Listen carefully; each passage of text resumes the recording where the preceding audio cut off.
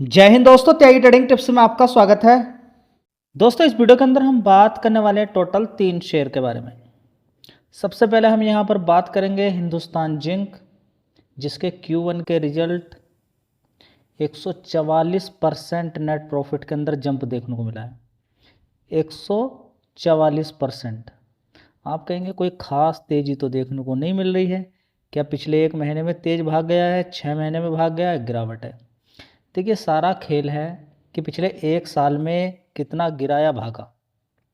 यहाँ से अगर हम कंपेयर करते हैं 470 रुपये से और तेज़ी इसकी देखते हैं तो आप पाएंगे कि इसने लगभग नीचे की साइड से 67% के रिटर्न बना के दिए। फिर नीचे की साइड में 570 रुपये पहुँच जाता है और उसके बाद ऊपर की साइड में 6679 तक पहुँच जाता है। कितना? 669 तक पहुँच जाता है।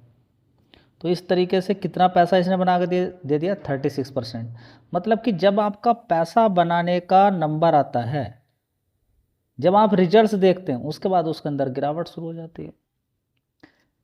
अच्छी कंपनियों के रिजल्ट्स काफ़ी अच्छे भी आ रहे हैं, कुछ के ख़राब भी आ रहे हैं, कुछ के मीडियम भी आ रहे हैं। कभी कभी थोड़े से ही रिजल्ट अच्छा है और शेयर के अंदर ज़बरदस्त तेज़ी देखने को मिल रही। कभी कभी बहुत अच्छे रिजल्ट आएंगे और शेयर नीचे गिर जाएगा। जी, फिर क्या हम स्टॉक मार्केट को समझ नहीं पाएंगे? शायद। इतना आसान भी नहीं है जितना आप समझ रहे हैं, लेकिन हाँ, सारी चीज़ें लॉन्ग टर्म में कवर हो जाती हैं। 5 साल का चार्ट पैटर्न आपको देखना ही नहीं है कि पहले शेयर कितने का था और थोड़ा सा पहले चले जाएं तो कितने का था। ये आप देखना पसंद नहीं करेंगे कि 2020 में कितने का शेयर था, ये कितने का था। यहाँ पर आप देख सकते हैं 136 रुपये का। उसके बाद कहाँ तक पहुँच जाता है। तो ये सारी चीज़ें आपको देखनी पड़ेंगी, तभी जाके किसी शेयर को खरीदना है।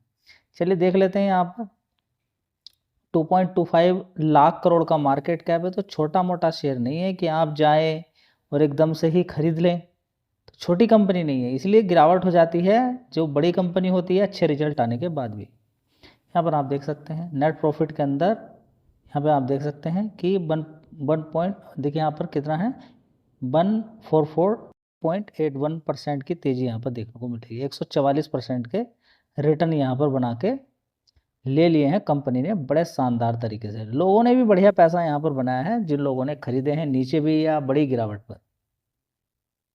दोस्तों, एक बार डिटेल देख लेते हैं। यहाँ पर 1 साल पहले 7,700 करोड़ का रेवेन्यू आता था, उसके बाद 8,500, 10,900 करोड़, उसके बाद देखेंगे 10,488 करोड़, अभी देखने को मिला है 13,687 करोड़ का। हर क्वार्टर के अकॉर्डिंग बढ़ते ही जा रही है रेवेन्यू वाइज। ऑपरेटिंग प्रॉफिट भी हर क्वार्टर के अंदर तेज़ी ही तेज़ी है। नेट प्रॉफिट भी अगर देखें तो देख लीजिए 1 साल पहले कितना था, 2,204 करोड़ का, अभी कितना है, 5,425 करोड़ का। उससे पहले 4,997 था, उससे पहले 3,800, उससे पहले 2,632 करोड़। तो ओवरऑल मिला के देखते हैं रिजल्ट्स काफ़ी अच्छे हैं, लेकिन शेयर नहीं भाग रहा। उसके पीछे के रीजन काफ़ी होते हैं कि मार्केट कैप ज़्यादा है, शेयर काफ़ी भाग चुका है, ये सारे कारण आपको मालूम होने चाहिए। दोस्तों, अगला शेयर होगा Motilal Oswal financial service limited. 7% की गिरावट यहाँ पर देखने को मिल रही है। आप कहेंगे ये क्या चक्कर है गिरावट का? सबसे पहले तो देखिए तेज़ी कितनी हुई है।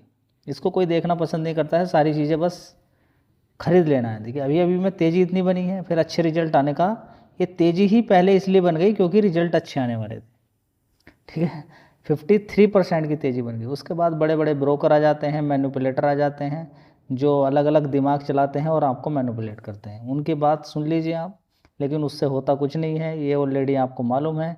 रामदेव अग्रवाल जी ने कह दिया कि ऑयल रुपीज़ बिग रिस्क हैं मार्केट के लिए, एफआई छोड़कर भाग रहे हैं, आगे कोई रिस्क होता है तो हम क्या करेंगे, बस शेयर गिर जाता है।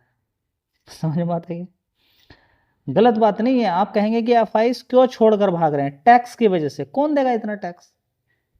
सरकार सुनने के लिए तैयार नहीं है ना। सारा खेल है, सरकार अपने अलग ही प्रकार से काम कर रही है। सरकार के जो टैक्स की नीति है वो ठीक नहीं है। दूसरे देशों के अंदर चले जाएंगे एफआईडीएस, फिर घूमते रहना। इतना ज़्यादा भी किसी को परेशान मत कीजिए कि भाई निकलते ही जा रहे हैं, छोड़ ही रहे, बिल्कुल मार्केट से बिल्कुल निकल ही जाएंगे तो फिर किसका क्या पैसा बनेगा?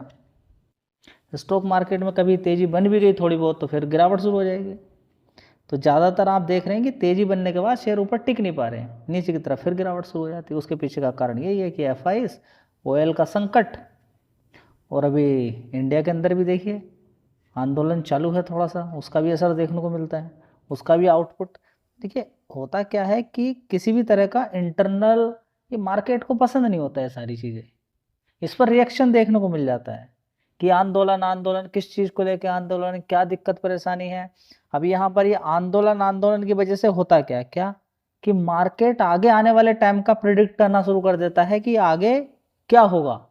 वो जैसे प्रिडिक्ट करेगा उसका अगला असर, अगले 3 साल 4 साल का असर अभी मार्केट पे होना शुरू हो जाएगा।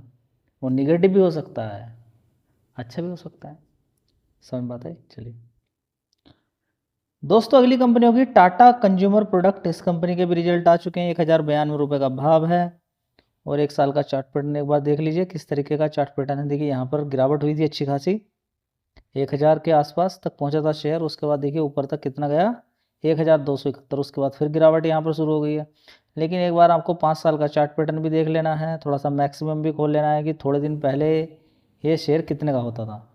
2019 में 200 रुपये का, और आज की डेट में कहाँ पर है। तो लगातार तेज़ी, उसके साथ ही मार्केट कैप 1 लाख करोड़ का मार्केट कैप हो चुका है। तो फिर रिजल्ट अच्छे आने के बाद भी शेयर थोड़ा सा रुक जाता है, उसकी चाल धीमी हो जाती है। चलिए, तो यहाँ पर आप देखना चाहें तो देख सकते हैं कि कंपनी के नेट प्रॉफिट के अंदर 28% का जंप होकर 427 करोड़ का कंपनी को फ़ायदा देखने को मिला है। तो इसके बारे में भी आपको जानकारी होनी चाहिए, पढ़िए इस कंपनी के बारे में। दोस्तों अगला शेयर होगा स्विगी लिमिटेड, जो कि अपने 52 वीक लो के आसपास ही कामकाज कर रहा है। देखिए 52 वीक लो कितना है, 235 रुपये। हाई कितना है, 474 रुपये। और कभी IPO के समय में शेयर का भाव कितना होता था ये भी आप देख लीजिए, 600 रुपये के आसपास, 597 रुपये के आसपास। ये भी गिरावट का क्या कारण यहाँ पर हो सकता है, लगातार गिरावट देखने को मिल रही है। 5 दिन के अंदर गिरावट हो गई है ज़बरदस्त। देखिए पूरे मार्केट के अंदर ही सिर्फ स्विगी को आप कहें तो गलत बात होगी। अभी आप देख रहे हैं चारों तरफ निगेटिव न्यूज़ फैली हुई है, इंटरनल भी एक्सटर्नल भी। ऑयल की बात करें तो उसके अंदर तेज़ी बन गई, रसिया यूक्रेन की लड़ाई थम नहीं रही है। ईरान की बात करें तो वो भी लड़ाई के अंदर ही है। अमेरिका की बात करें, इजराइल की बात करें, अब इंडिया के अंदर भी आंदोलन चालू हो गए हैं। ठीक है, तो ये विदेशों को हम झेल सकते हैं, लेकिन इंडिया के अंदर इंटरनल कोई भी दिक्कत परेशानी होती है तो उसका असर मार्केट में पड़ता है, लोग थोड़ा सा डर जाते हैं, घबरा जाते हैं। इन सारी चीज़ों पर आपका फोकस होना चाहिए। स्विगी के अंदर जो गिरावट है उसके पीछे का एक बड़ा कारण यहाँ पर देखने को मिल रहा है कि स्विगी शेयर के अंदर जो गिरावट हुई है उसके पीछे का कारण यहाँ पर है कि फ्लिपकार्ट भी फूड डिलीवरी के अंदर आ सकता है। और इस चीज़ को देख के जो फ़ॉरेन की ओनरशिप है इस कंपनी के अंदर, वो यहाँ से बेच कर निकल सकते हैं। ये एक मानना है, बस उसी की वजह से गिरावट हो गई है। ऐसा कोई ज़रूरी नहीं है कि देखिए दूसरी कंपनी भी बिजनेस करती है, अब कोई दूसरी कंपनी आ जाए उसको देख के गिरावट हो जाए तो फिर तो HDFC बैंक, कोटक, ICICI ये ऊपर भागते ही नहीं, ये गिरावट में चले जाते हैं। तो डरना अच्छी बात है, स्टॉक मार्केट के अंदर आग से डरना ही चाहिए, लेकिन खाना भी तो आग से ही बनेगा ना, उसका इस्तेमाल ठीक से होना चाहिए, कितना इस्तेमाल करना है। डरना अच्छी बात है स्टॉक मार्केट के अंदर, लेकिन बड़ी गिरावट होगी उस समय भी आप डरे बैठे हैं तो बेकार हो गया। हाँ डरना चाहिए, शेयर काफ़ी तेज़ी से भाग चुका है, भागता ही जा रहा है, काफ़ी भाग गया, 1 साल में 4 गुना हो गया, डरिए वहाँ पर, नॉर्मल सी बात है।